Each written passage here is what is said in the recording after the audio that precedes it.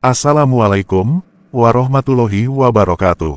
Saudaraku, turun naiknya napas untuk zikir. Simak penjelasannya.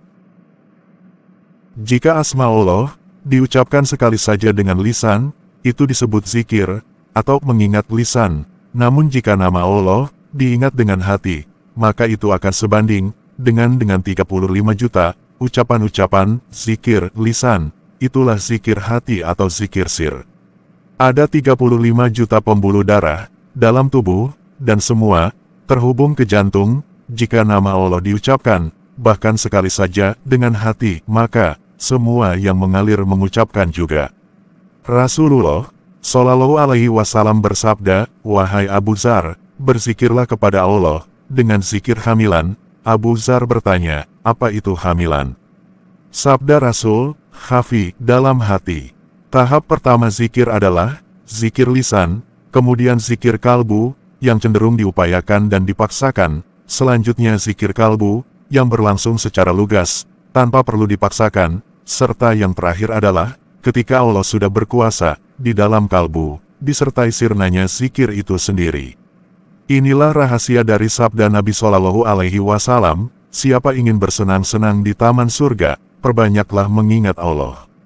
Tanda bahwa sebuah zikir sampai pada sir nurani yang terdalam, yang menjadi tempat cahaya penyaksian adalah ketika pelaku zikir dan objek zikirnya lenyap tersembunyi.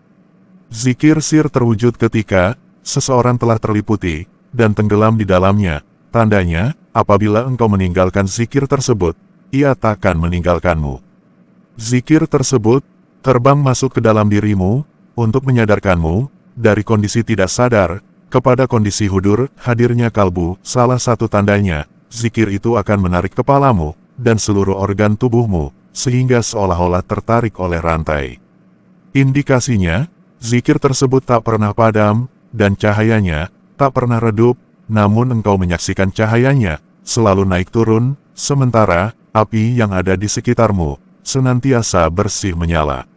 Zikir yang masuk ke dalam sir, terwujud dalam bentuk diamnya si pelaku zikir, seolah-olah lisannya tertusuk jarum, atau semua wajahnya adalah lisan yang sedang berzikir, dengan cahaya yang mengalir darinya.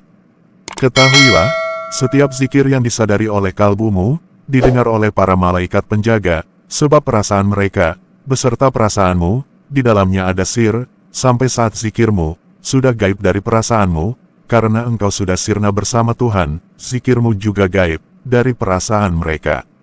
Kesimpulannya, berzikir dengan ungkapan kata-kata, tanpa rasa hudur kehadiran hati, disebut zikir lisan. Berzikir dengan merasakan kehadiran kalbu, bersama Allah, disebut zikir kalbu. Sementara, berzikir tanpa menyadari kehadiran segala sesuatu selain Allah, disebut zikir sir. Itulah yang disebut dengan zikir khafi. Allah Subhanahu wa Ta'ala berfirman, "Dan berzikirlah kepada Tuhanmu dalam hatimu, nafsika, dengan merendahkan dirimu, dan rasa takut, dan dengan tidak mengeraskan suara di waktu pagi dan petang, dan janganlah kamu termasuk orang yang lalai." Qs 7:205. Rezeki lahiriah terwujud dengan gerakan badan, rezeki batiniah terwujud dengan gerakan kalbu, rezeki sir terwujud dengan diam, sementara rezeki akal terwujud dengan fana dari diam, sehingga seorang hamba tinggal dengan tenang untuk Allah dan bersama Allah. Nutrisi dan makanan bukanlah konsumsi rohani, melainkan konsumsi badan. Adapun yang menjadi konsumsi rohani dan kalbu adalah mengingat Allah, Zat yang Maha Mengetahui segala yang gaib. Allah Subhanahu wa Ta'ala berfirman, "Orang-orang beriman dan kalbu mereka tenteram dengan mengingat zikir kepada Allah." Semua makhluk yang mendengarmu sebenarnya juga ikut berzikir bersamamu, sebab engkau berzikir dengan lisanmu, lalu dengan kalbumu, kemudian dengan nafmu, kemudian dengan rohmu, selanjutnya dengan akalmu, dan setelah itu dengan sirmu. Bila engkau berzikir dengan lisan, pada saat yang sama, semua benda mati akan berzikir bersamamu. Bila engkau berzikir dengan kalbu, pada saat yang sama, alam beserta isinya ikut berzikir bersama kalbumu. Bila engkau berzikir dengan nafmu, pada saat yang sama, seluruh langit beserta isinya juga turut berzikir bersamamu. Bila engkau berzikir dengan rohmu, Pada saat yang sama, singgasana Allah, Arsy, beserta seluruh isinya ikut berzikir bersamamu. Bila engkau berzikir dengan akalmu, para malaikat pembawa Arsy, dan roh orang-orang yang memiliki kedekatan dengan Allah, juga ikut berzikir bersamamu. Bila engkau berzikir dengan sirmu, Arsy beserta seluruh isinya, turut berzikir, hingga zikir tersebut bersambung dengan zatnya. Imam Al-Baqir dan Imam Es-Sadiq As berkata, para malaikat tidak mencatat amal solih seseorang, kecuali apa-apa yang didengarnya. Maka, ketika Allah berfirman, berzikirlah kepada Tuhanmu, dalam hatimu, nafsika, tidak ada seorang pun yang tahu seberapa besar pahala zikir di dalam hati dari seorang hambanya, kecuali Allah Ta'ala sendiri. Di dalam riwayat lainnya, disebutkan bahwa Rasulullah Shallallahu Alaihi Wasallam bersabda, zikir diam, hafid 70 kali, lebih utama daripada zikir yang terdengar oleh para malaikat pencatat amal. Al-Hadid.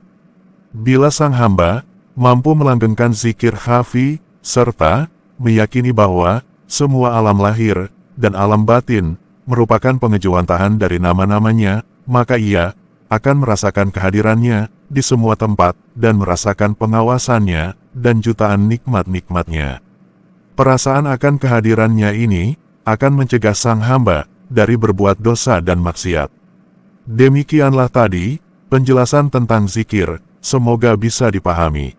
Jika video ini bermanfaat, dukung channel ini dengan cara like, komen, subscribe, dan share sebanyak-banyaknya. Semoga kebaikan yang saudara lakukan akan dicatat Allah sebagai amal kebaikan, dan Allah akan membalas 10 kali lipat. Dan Allah sudah berfirman, barang siapa membuat satu amal kebaikan, maka pasti baginya 10 kali ganda amalnya, balasannya. Al-An'am 160. Terima kasih.